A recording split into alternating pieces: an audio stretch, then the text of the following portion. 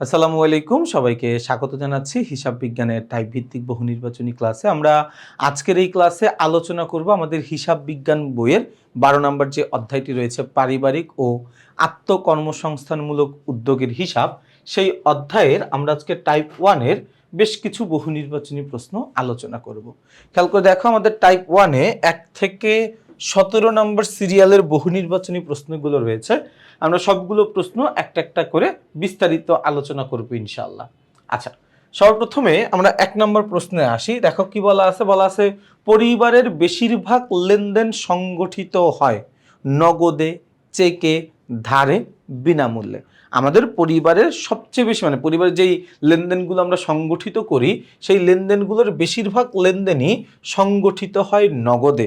তুমি তোমার পরিবারের কথা চিন্তা করে দেখো, তোমার পরিবার যেই লেনদেনগুলো সংগঠিত করে সেই সমস্ত লেনদেনগুলো কিন্তু বেশিরভাগ লেনদেনগুলোই কিন্তু নগদ টাকায় সংগঠিত হয়। খুব অল্প সংখ্যক লেনদেন ধারে বা বাকিতে অথবা ব্যাংকের মাধ্যমে সংগঠিত হয়। এছাড়া বেশিরভাগ লেনদেনই কিন্তু নগদ টাকার মাধ্যমে সম্পাদিত হয়।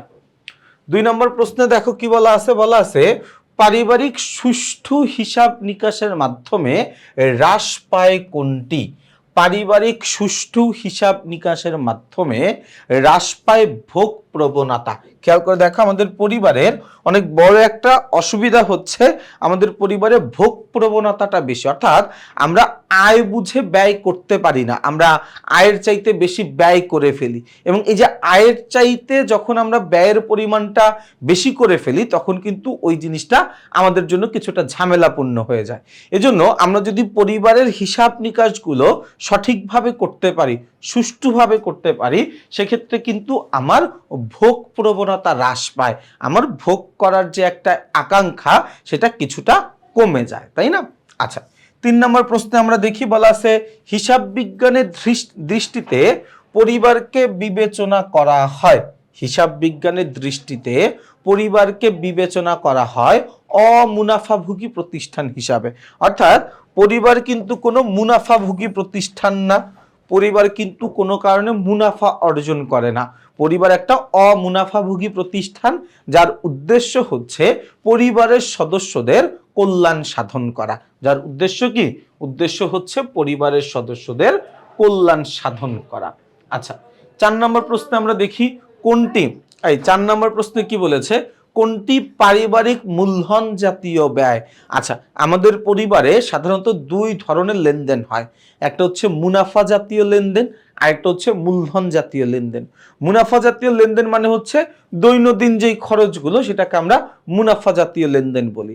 আর মূলধন জাতীয় লেনদেন মানে হচ্ছে যেই লেনদেনগুলোর উপযোগিতা বা কার্যকারিতা আমার পরিবারের দীর্ঘমেয়াদে থাকে, সেটা হচ্ছে কি আমার জন্য, এটাকে কি বলে? মূলধন জাতীয় লেনদেন। যেমন আমরা যদি বলি জ্বালানি বাবদ খরচ, এটার উপযোগিতা বা কার্যকারিতা কিন্তু আমার প্রতিষ্ঠানে অল্প সময়ের জন্য থাকে। ড্রাইভারের বেতন, এটার উপযোগিতা বা কার্যকারিতা কিন্তু আমার প্রতিষ্ঠানে অল্প সময়, প্রতিষ্ঠান বলতে পরিবারে অল্প সময়ের জন্য থাকে। শিক্ষা খাতে ব্যয়, এটারও কিন্তু উপযোগিতা বা কার্যকারিতা আমার পরিবারে অল্প সময়ের জন্য থাকে। তাহলে আরেকটা কি থাকে? বাড়ি ঘর নির্মাণ। একবার তুমি চিন্তা করে দেখো, আমরা যদি একবার কোন একটা বাড়ি ঘর নির্মাণ করি, তাহলে ওই বাড়ি ঘরটা কিন্তু অনেক বছর থাকে। অর্থাৎ ওই লেনদেনটার যে একটা উপযোগিতা বা কার্যকারিতা রয়েছে, সেটা কিন্তু আমার ব্যবসায়ে অনেক দিন পর্যন্ত থাকে। কথাটা কি বোঝা গেছে ভাইয়া? আচ্ছা, এরপর আমরা 5 নম্বর প্রশ্নে আসি। বলা আছে পরিকল্পনার সংখ্যাত্মক প্রকাশকে কি বলে?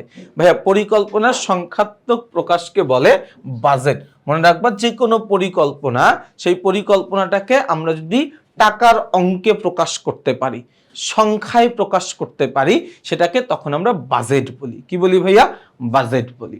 আচ্ছা, এরপরে আমরা চলে যাব হচ্ছে প্রশ্ন নাম্বার 6। বলা আছে মানুষ সমাজবদ্ধ হয়ে বসবাস করলে প্রথম পেশা কোনটি ছিল? ভাইয়া, মানুষের প্রথম পেশা বা মানুষের আদিম পেশা, প্রথম পেশাও বলতে পারে বা বলতে পারে হচ্ছে মানুষের আদিম পেশা। মানুষের প্রথম পেশা বা আদিম পেশা ছিল হচ্ছে কৃষি কাজ করা। কি কাজ করা ভাইয়া? কৃষি কাজ করা। ওকে, 7 নম্বর প্রশ্নটা আমরা দেখব একজন আইনজীবীর পরিবারের মুনাফা জাতীয় আয় কোনটি? একজন আইনজীবীর পরিবারের মুনাফা জাতীয় আয় কোনটি? একজন আইনজীবীর আয়ের প্রধান উৎস হচ্ছে তিনি তার গ্রাহকদের মামলা পরিচালনা করে সেখান থেকে একটা ফি নিবে, ফি আদায় করবে, তাই না? তাহলে আইনজীবীর আয়ের একটা উৎস হচ্ছে মক্কেলের মামলা পরিচালনার ফি। মক্কেলের মামলা পরিচালনা করে সে যে ফিটা পাবে সেইটা।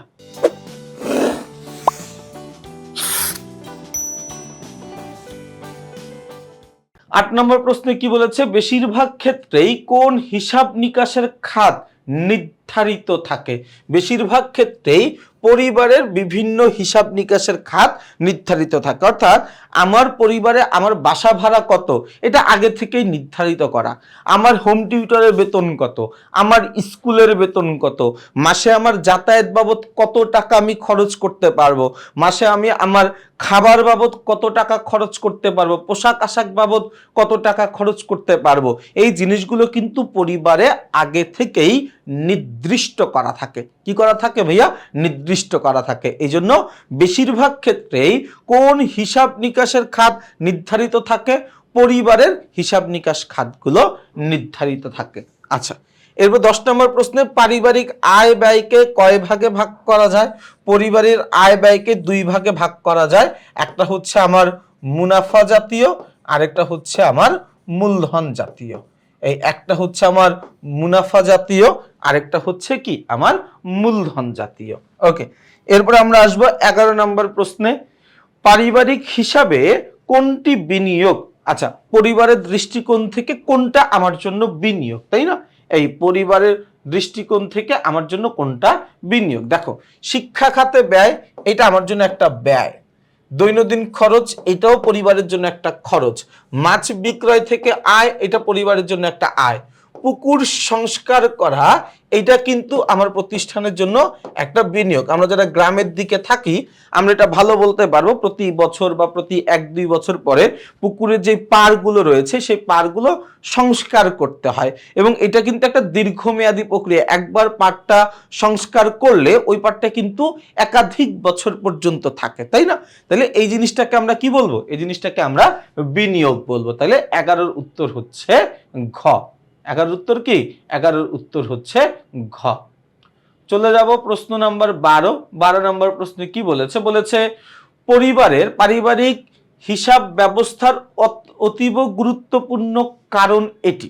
মানে কারণ কোনটা? আমার পরিবারের যেই এটাকে কি বলে, পরিবারের যেই হিসাব ব্যবস্থাপনা, এটার কারণটা কি? এটার কারণটা কি, তাই না? একটু খেয়াল করে দেখো, সদস্যদের মাঝে নৈতিক মূল্যবোধ সৃষ্টিতে সহায়ক হয়। হ্যাঁ, তারা এই জিনিসটা বুঝতে পারে যে তারা কি কোনো কাজে অনেক বেশি খরচ করে ফেলতেছে কিনা, বা পরিবারের অন্য সদস্যের তুলনায় তার জন্য বেশি টাকা খরচ হচ্ছে কিনা, এই জিনিসগুলো তারা দেখতে পারে। এরপর সদস্যদের ভোগ প্রবণতা বৃদ্ধির সুযোগ করে দেয় না। পারিবারিক হিসাব ভোগ প্রবণতাকে হ্রাস করার চেষ্টা করে, পারিবারিক সুখ বৃদ্ধি করে। এই কথাটাও সত্য, তার কারণ যখন আমি পারিবারিক হিসাব নিকাশ করব তখন কিন্তু আমার ভোগ প্রবণতা কমে যাবে।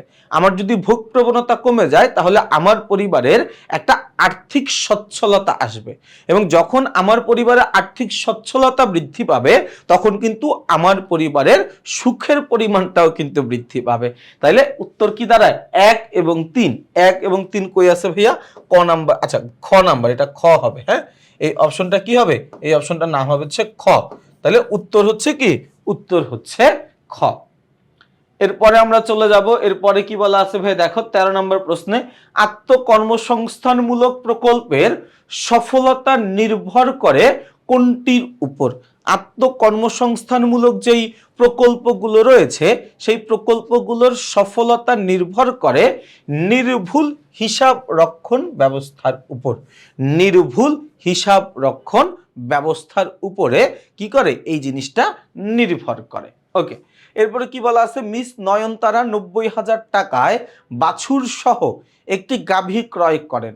উক্ত হিসাবটি তিনি পারিবারিক আত্মকর্মসংস্থানমূলক প্রকল্পে নিচে কোনটিতে প্রকল্পের নিচের কোনটিতে অন্তর্ভুক্ত করবেন? আচ্ছা, কোন একজন ব্যক্তি তিনি কি করেছেন, একটা গাভী বা একটা গরু কিনেছেন, তো এই জিনিসটা তিনি কোন জায়গায়, মানে যে পারিবারিক হিসাব সেখানে সে কোথায় অন্তর্ভুক্ত করবে, এটা তিনি বিনিয়োগে অন্তর্ভুক্ত করবেন। তার কারণ তিনি যে এই যে বাছুর সহ একটা গাভী কিনলেন, এটা কিন্তু তিনি বিনিয়োগ উদ্দেশ্যে কিনেছেন, অর্থাৎ এই গাভী থেকে তিনি দুধ বিক্রি করতে পারবেন, গাভী থেকে যে বাছুর হবে সেই বাছুর বিক্রি করতে পারবেন, বা এই বাছুরটা লালন পালন করে এই বাছুর থেকে আবার দুধ পাওয়ার একটা মানে একটা তিনি একটা ব্যবসায়িক উদ্দেশ্যে এই কাজটা করেছেন। তাহলে এটাকে আমরা বলতে পারি মূলধন বিনিয়োগ।